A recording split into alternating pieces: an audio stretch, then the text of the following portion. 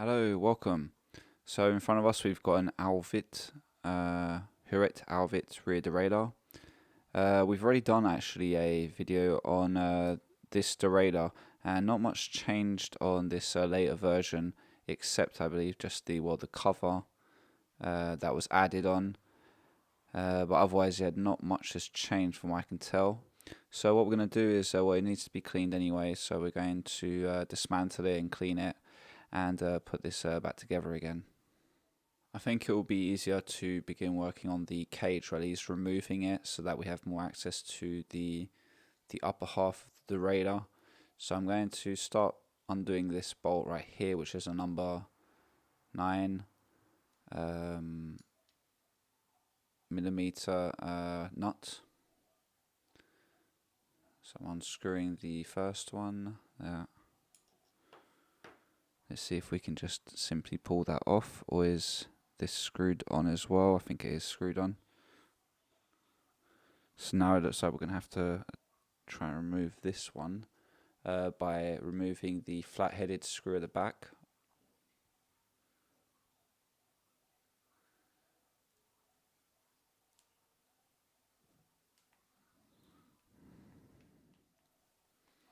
Luckily that was not as tight as other ones that we've worked on recently.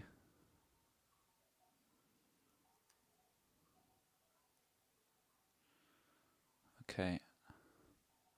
So here we have this crazy looking quill spring.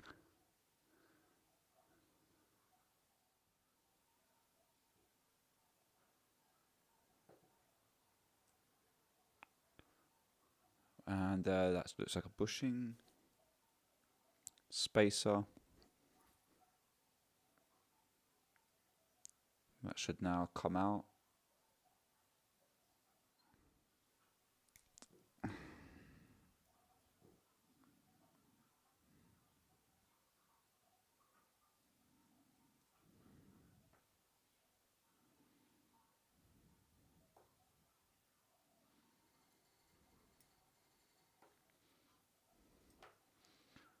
This may be screwed on. Yeah, it is. Yeah, it's not coming off. And usually these have ball bearings inside it, so that's number 13 to unscrew that, and this will need to be changed anyway.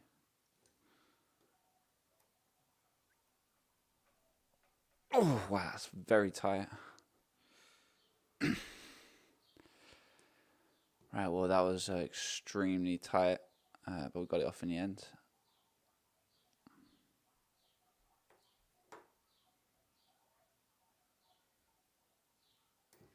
And so there are ball bearings inside these, but I'm not going to undo this one for now. I'm going to leave the screw on until I find a replacement.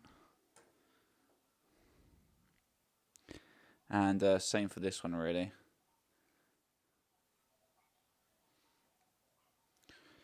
I'm going to loosen it up, and I'm going to clean first, because I don't want tons of bearings everywhere.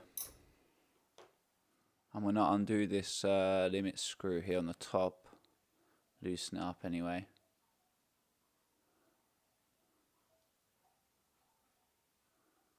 And before I forget, there's actually a spacer here as well.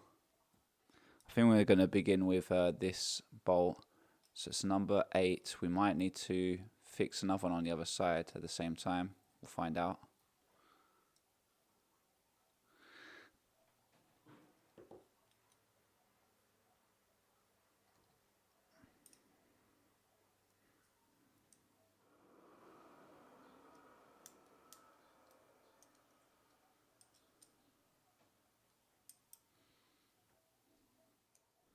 I don't think there should be any tension on this, but yeah, there shouldn't be any tension on this one. So let's take that off.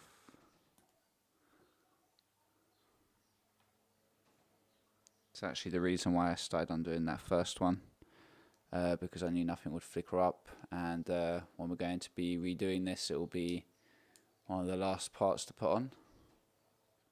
So now we can undo this one. There's a nut.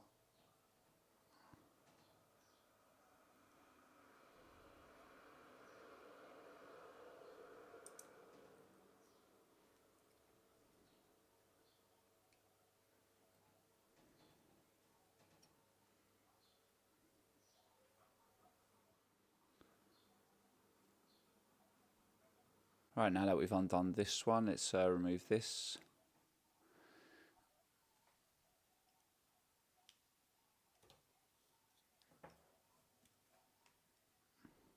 Oh, that's loosened finally.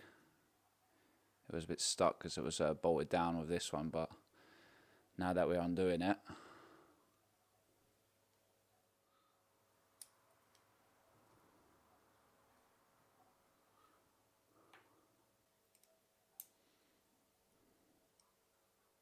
so this part here is tensioned down.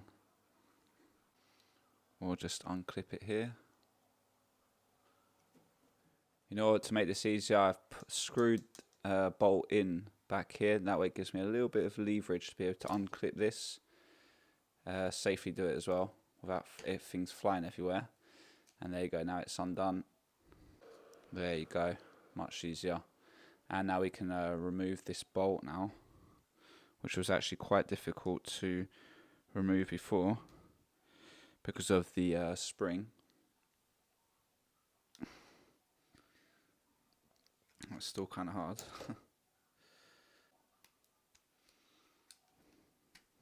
Okay, it's coming off.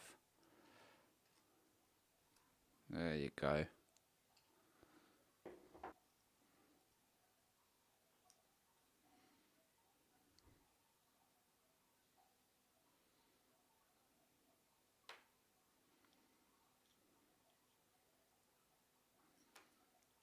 Right, so there was a little spacer there in between.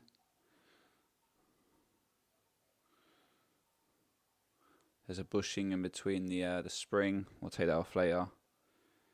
And there's these parts. I don't think there's much worth. Let's just undo it.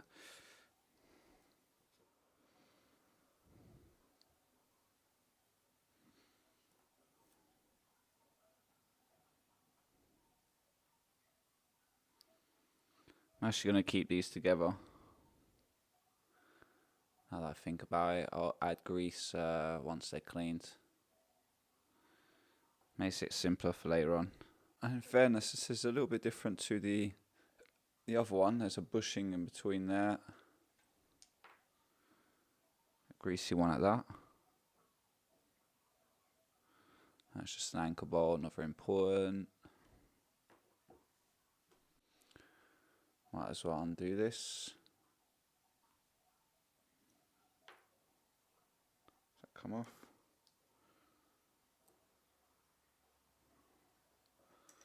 That looks like a number 6.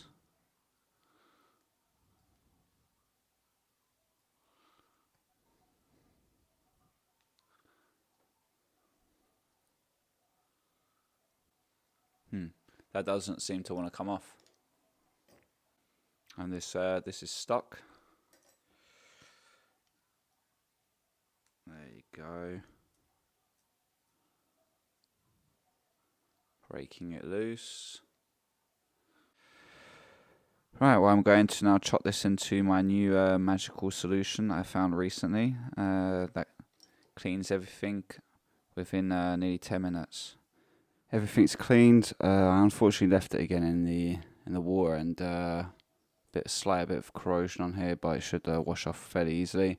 So I got one of the pulleys open. As you can see, there's some bearings inside it. I'm going to add on some grease and then screw the comb back on. So I'm adding grease the lazy way. You can obviously open it up and remove the bearings and properly clean them.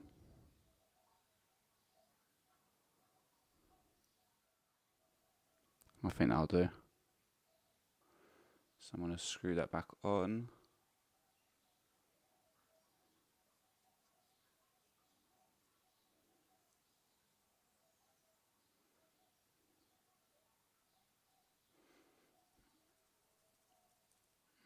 So start adding some parts back on. We had this plate with that little nib there.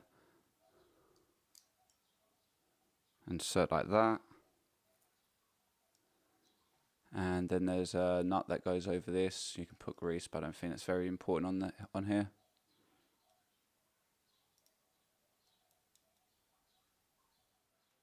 So now we're going to put this arm.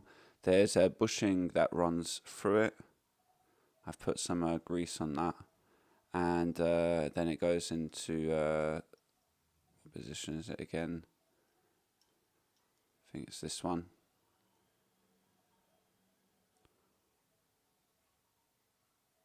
No, wait, it's this side. Like that.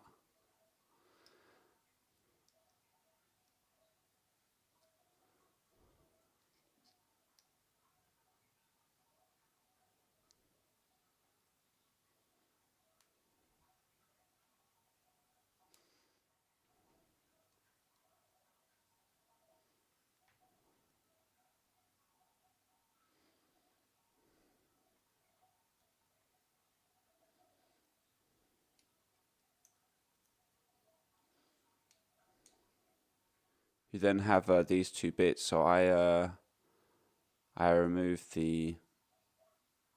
I kept the bolt on to keep them together. But I'm just re-illustrating that. So I've put a little bit of grease in between, and there's a bolt.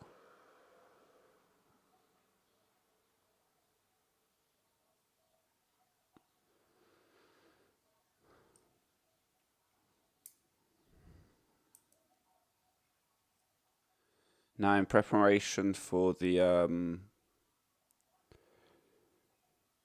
installing the spring, it looks a little bit fiddly. There's a bushing that seats in between it. No, sorry, it's not this one. It's this one. So we've got a bushing, and then after, so these these two arms that are attached together, they're gonna go like that. So this part here is going to attach towards that way. This spring, one tip of it is going to go into that small hole there, like that. Seating there between that spring is this bushing, or spacer rather. It's more of a bushing. And that's going to seat here where there's that hole. Now the issue is going to be to push down against the spring, which is hooking up onto this side, which we had trouble removing earlier on. So you have one longer bolt that will run through all this. I'm going to try now and push it all in.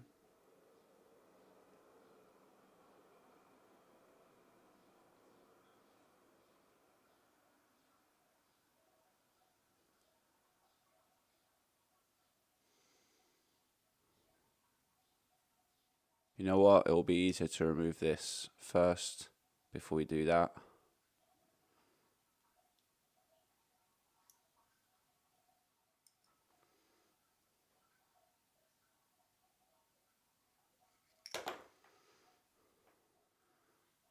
Put that there again.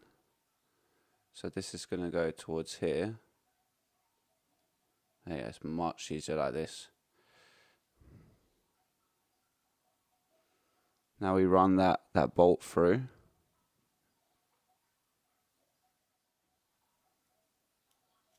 Ah, finally got it through. Alright. I'm going to just screw it down a little bit.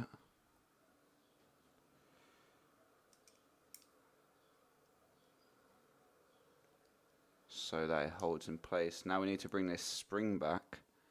Here, that hook part, you'll need to bring it around there and then against this part.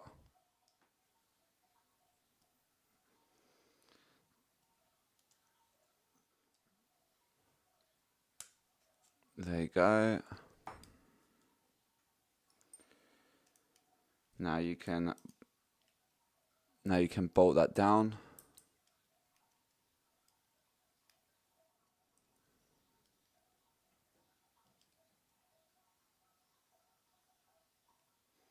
This can now go back on.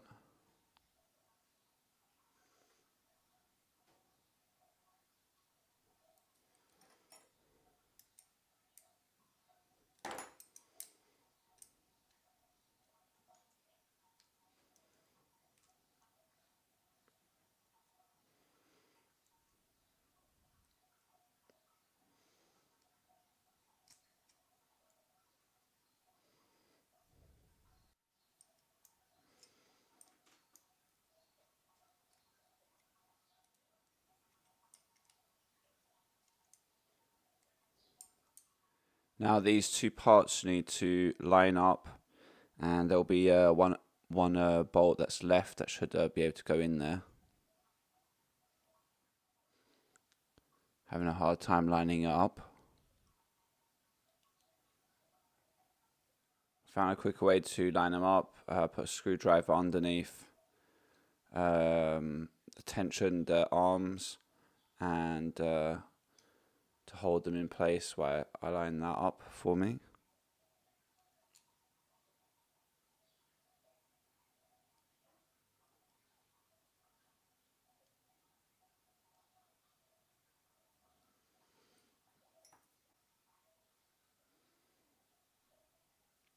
There you go.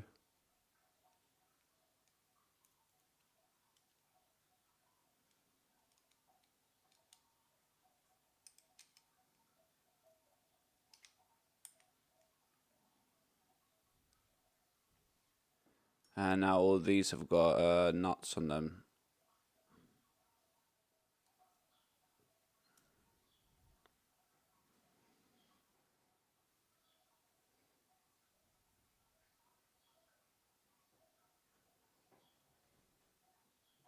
There you go, got that one.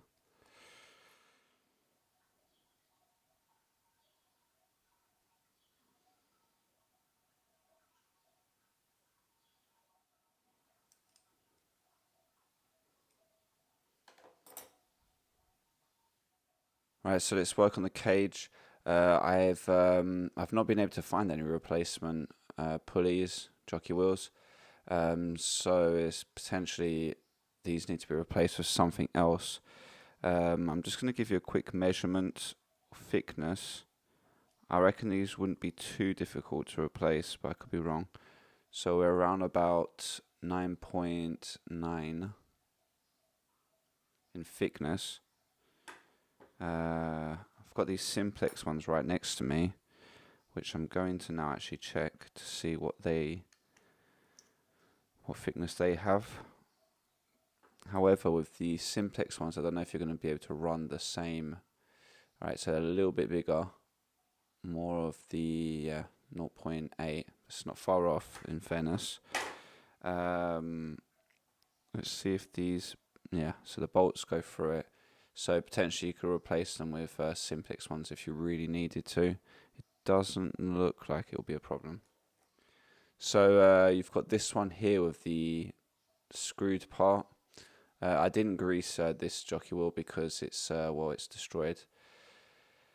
So there was no need.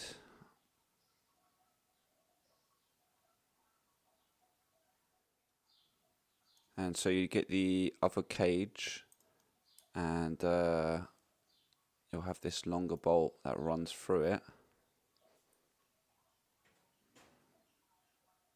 And here, I was checking if this spacer actually went here, because it's got a hole in it, so you would have presumed that the tip of the spring goes through there, but no, I looked on the video and this actually came off on this end.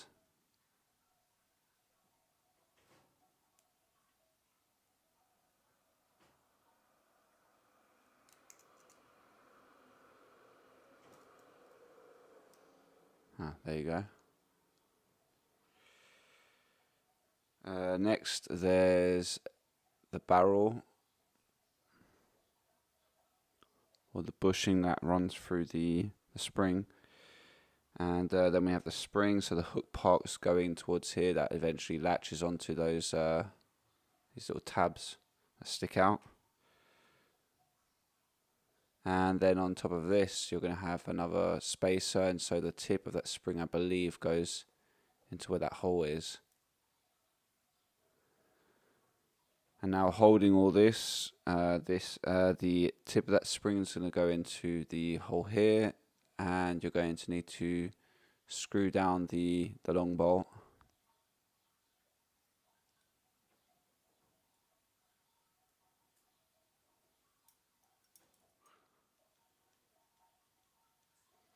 I'm not going to do it too tight just yet.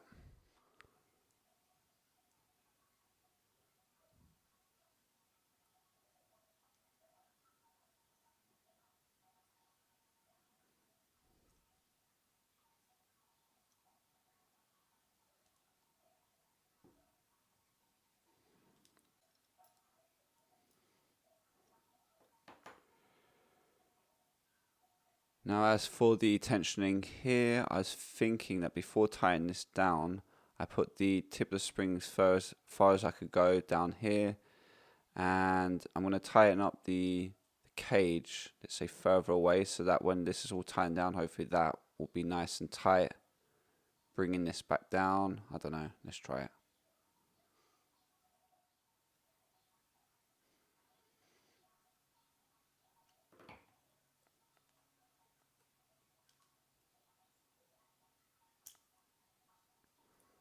That doesn't really do anything. How about the other way?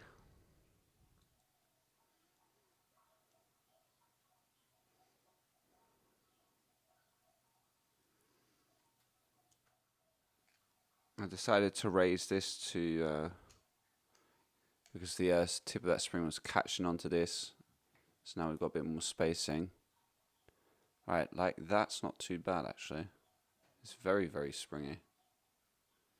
Yeah, I think that's good.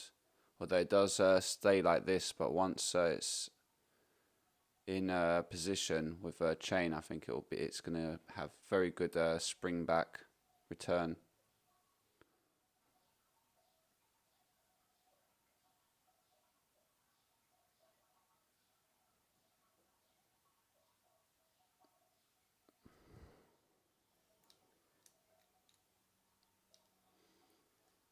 Right, well the derailleur is feeling way better, considerably better than its initial condition when we began the video. I haven't been able to find that nut, so I have to find another one. But overall, anyway, it's in better condition. So anyway, I hope this helped you rebuild your ALLVIT Rear Derailleur. And until next time, peace out.